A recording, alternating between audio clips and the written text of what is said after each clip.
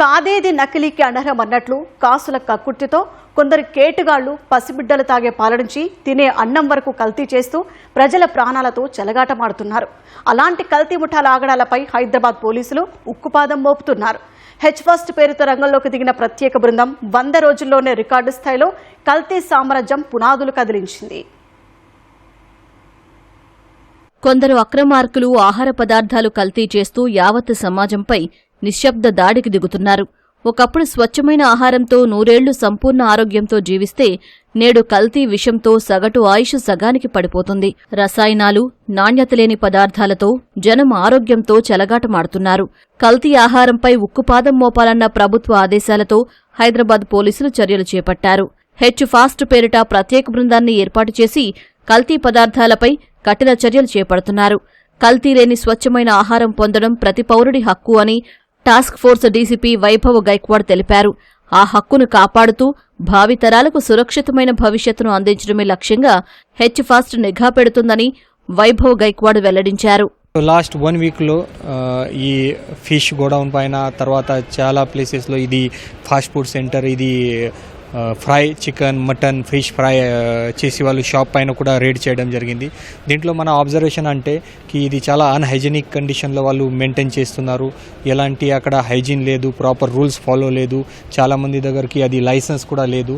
తర్వాత ఇది ఫ్రై ఐటెంలో కూడా వాళ్ళు ఆర్టిఫిషియల్ ఫుడ్ కలర్ యూజ్ చేస్తున్నారు, అది అలౌడ్ లేదు.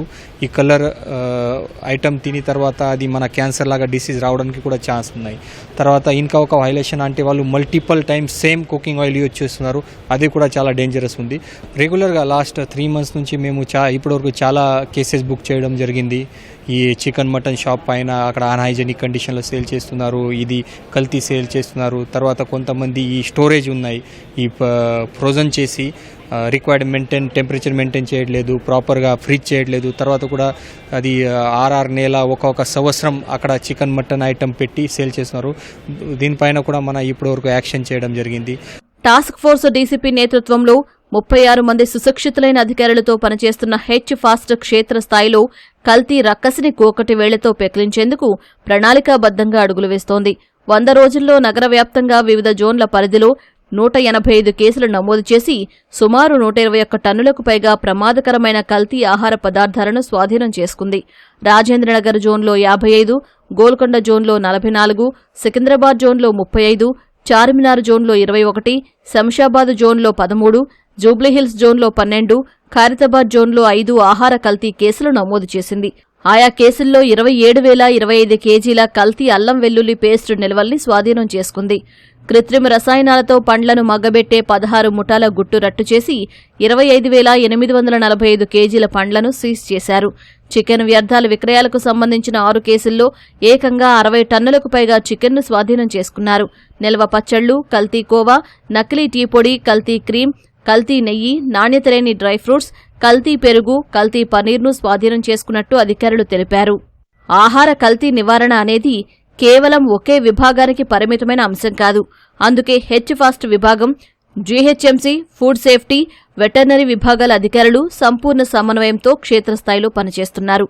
పోలీస్ చర్యలతో పాటు జీహెచ్ఎంసీ ఫుడ్ సేఫ్టీ అధికారులకు తదుపరి చర్యల నిమిత్తం మరో 247 కేసులు అప్పగించారు. అందులో పనీర్ అవుట్లెట్లపై 70 కేసులు, ప్రజల నుంచి నేరుగా వచ్చిన ఫిర్యాదులపై 90 కేసులు ఉన్నాయి. సమోసా తయారీ కేంద్రాలు, వాటర్ ప్యాకింగ్ ప్లాంట్లు, బేకరీలు, హాస్టళ్లు, జెప్టో వంటి ఆన్లైన్ డెలివరీ సంస్థలపైన కేసులు దాఖలయ్యాయి. కల్తీ నియంత్రణ సహా నివారణ చర్యలపై పోలీసు ఉన్నతాధికారులు ప్రత్యేక దృష్టి సారించారు. ఈ మేరకు హైదరాబాద్ కమిషనరేట్ పరిధిలోని హోటళ్లు, రెస్టారెంట్లు, బేకరీల నిర్వాహకులతో ప్రత్యేక సమావేశాన్ని ఏర్పాటు చేసి కఠినమైన మార్గదర్శకాలను జారీ చేశారు. హెచ్ ఫాస్ట్ ప్రారంభించిన తక్కువ రోజుల్లోనే అద్భుత ఫలితాలు సాధించడంపై హైదరాబాద్ సిపి విసి సజ్జనార్ హర్షం వ్యక్తం చేశారు. ప్రజల నుంచి ప్రతిరోజు సగటున 15 వరకు కల్తీ ఆహార సమాచారం అందుతోందని, ప్రజల మద్దతు అభినందనీయమని కొనియాడారు. ఈ మహమ్మారిని అరికట్టడంలో పౌరుల భాగస్వామ్యం అత్యంత కీలకమన్న సిపి ఆహార కల్తీ జరిగినట్టు తెలిస్తే వెంటనే పోలీసులకు ఫిర్యాదు చేయాలని విజ్ఞప్తి చేశారు.